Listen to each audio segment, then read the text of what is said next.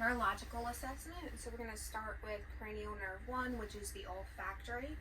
So if you will, close your eyes for me. Plug one nostril. Tell me what you smell. Coffee. Alright. And switch sides. And tell me what you smell. Lip gloss. Alright. And then, so that shows that cranial nerve 1, the olfactory, is intact. We're going to go to 2, which is the optic.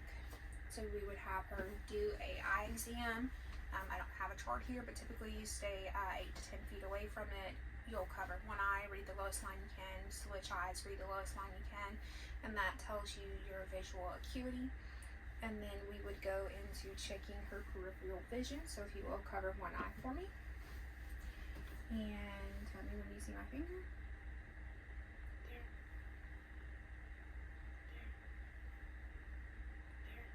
Alright, switch sides. And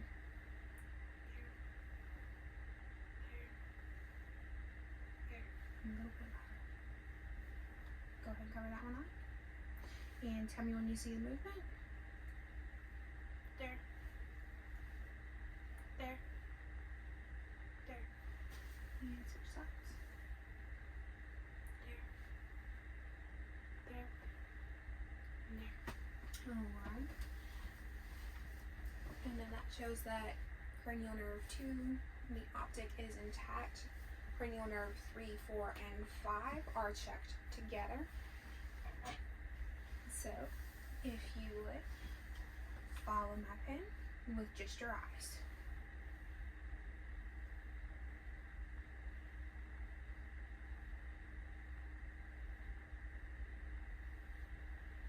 Alright. No abnormal eye movements. So that shows that cranial nerve 3, 4, and 5, which is the ocular motor, vestibular, and the abducens, are intact. Then we're going to go to cranial nerve 7, and that is going to be the facial. So if you will, smile for me. Frown. Show me your teeth. And raise your eyebrows. Puff your cheeks out. Alright. And then that shows that cranial nerve 7, which is the facial, is intact. Then we're going to go to cranial nerve 8, which is the acoustic. If you will, stand up for me. I'm going to whisper a sentence into her ear, and then she'll repeat that. The sky is blue. Alright, and then the other ear.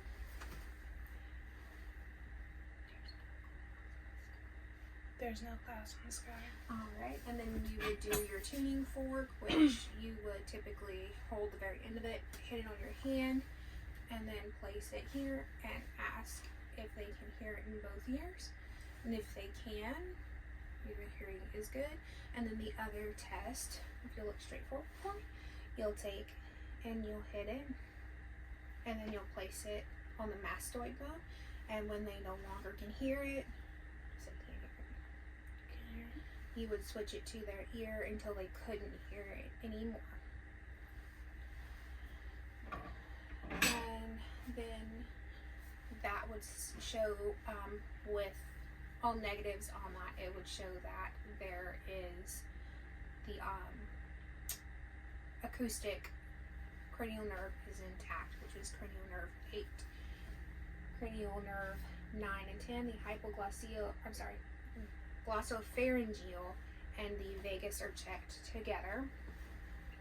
So what you'll do is you'll have them open their mouth. You would use your tongue depressor, and you would press down and look in the back of the throat, and you have them say ah, and then you check the uvula to make sure it's moving. You would check the gag reflex. I'm not gonna make her gag. The other thing you could do to make sure that it is intact is she could drink a sip of water, and you'd watch the swallowing.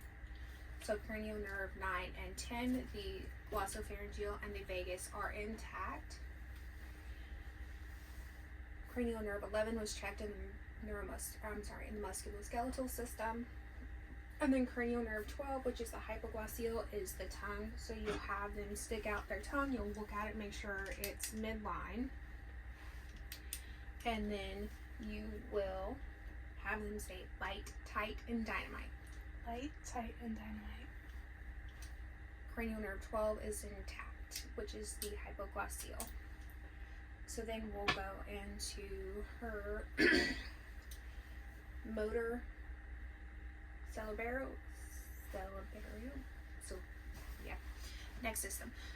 So you would watch her walk, which you've already done in the musculoskeletal system, and everything was within normal limits. So we're gonna have her do the Romberg test. Can you put your feet together all the way, and then close your eyes? You'll stand here in case they fall. Some swaying is normal.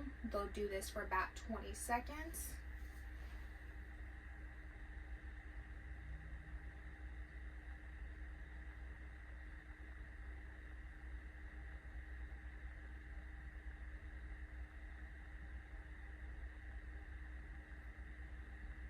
Alright, and then we'll go in and checking her coordination.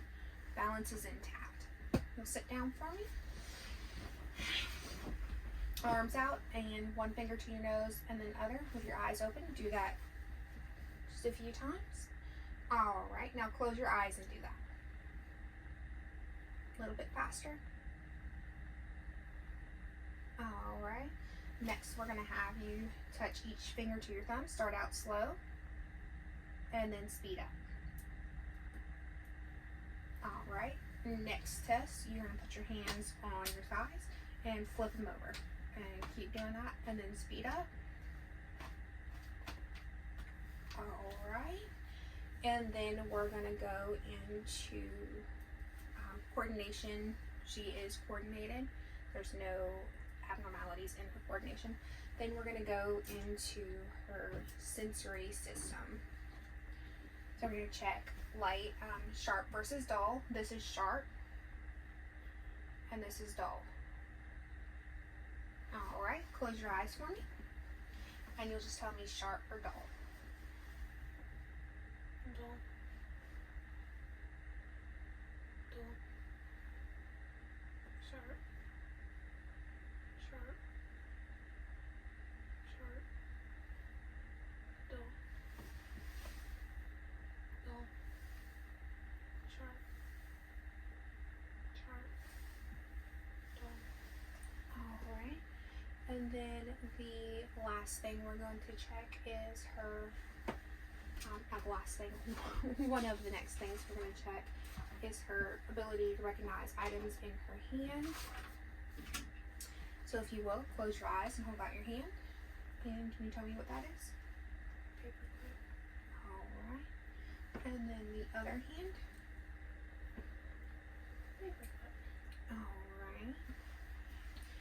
And then we would check her reflexes. So I don't have a reflex hammer, but we'll use this and make it work.